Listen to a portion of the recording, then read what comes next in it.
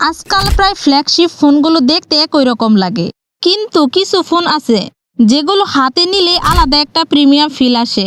আর Sony Xperia 1.8 ঠিক তেমনই একটা ফোন।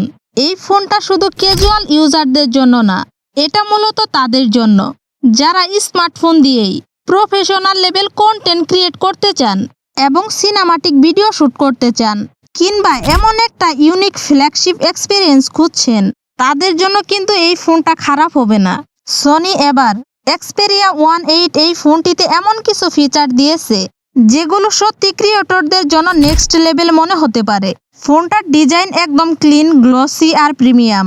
দেখলেই বোঝা যায় এটা সনির সিগনেচার।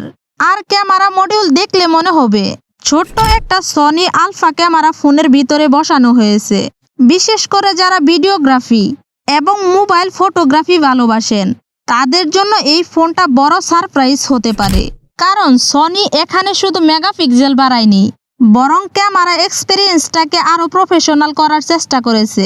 আরেকটা বিষয় সত্যি অবাক করার মতো, যেখানে এখনকার অনেক ফ্ল্যাগশিপ ফোনে হেডফোন জ্যাক আর মাইক্রো এসডি কার্ড স্লট একেবারে হারিয়ে গেছে, সেখানে সনি এখনো সেই প্রো লেভেল সুবিধাগুলো রেখেছে। আবার স্টোরেজ নিয়েও খুব বেশি টেনশন করতে হবে না। পারফরমেন্সের দিক থেকেও এই ফোনে ব্যবহার করা হয়েছে পাওয়ারফুল ফ্ল্যাগশিপ চিপসেট, যার জন্য গেমিং, মাল্টিটাস্কিং আর হেভি ভিডিও এডিটিং সবকিছুই হবে একদম সুপার স্মুথ। তার সাথে আছে সনির লেজেন্ডারি 4K সিনেমাটিক ডিসপ্লে, যেটাতে মুভি দেখা বা কন্টেন্ট এডিট করা এক্সপেরিয়েন্স পুরো অন্য লেভেলে নিয়ে যেতে পারে। তো আজকের এই ভিডিওতে ফোনটা সম্পর্কে সকল বিস্তারিত জানতে পারবেন।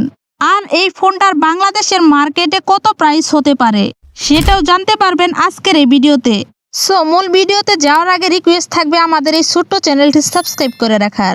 প্রথমে যদি আমরা কথা বলি এই ফোনটার ডিসপ্লে নিয়ে, ফোনটার ডিসপ্লেতে দেওয়া হয়েছে 6.5 ইঞ্চির LTPO ও LED ডিসপ্লে এবং 120 হার্টজের রিফ্রেশ রেট, যার ফলে স্ক্রলিং, মাল্টিটাস্কিং এবং গেমিং করা খুবই স্মুথ লাগবে।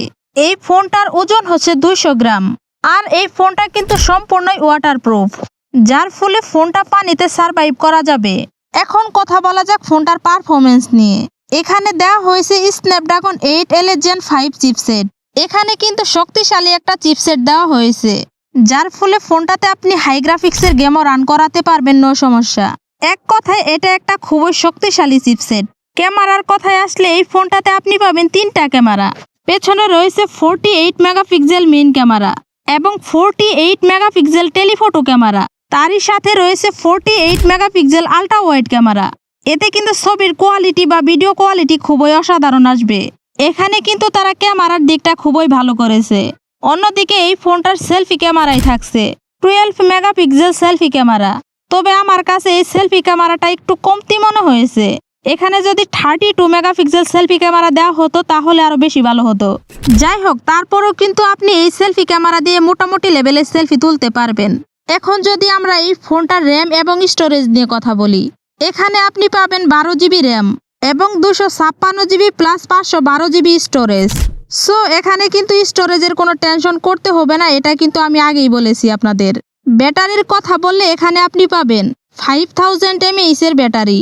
সো এখানে ব্যাটারিটা আরেকটু বড় দিলে ভালো হতো। আর চার্জ করার জন্য দেওয়া হয়েছে মাত্র 15 ওয়াট চার্জার।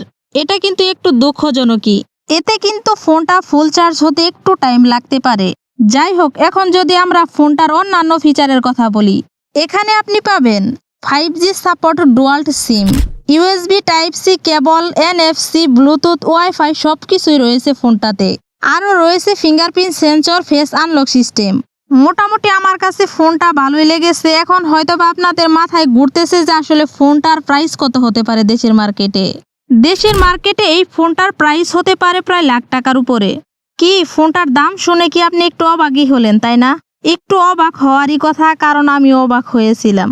সো এই ফোনটা আপনাদের কাছে কেমন লেগেছে অবশ্যই কমেন্টে জানাবেন। আর হ্যাঁ, এই ফোনটা কিন্তু এখনো আমাদের বাংলাদেশে আসেনি, আসার সম্ভাবনা রয়েছে খুব তাড়াতাড়ি। সো এই ছিল ফোনটার ফুল ডিটেলস, আর এই ছিল আজকের মূল ভিডিও। ভিডিওটি ভালো লাগলে একটা লাইক দিয়ে আমাদের এই ছোট চ্যানেলটি সাবস্ক্রাইব করে রাখতে পারেন।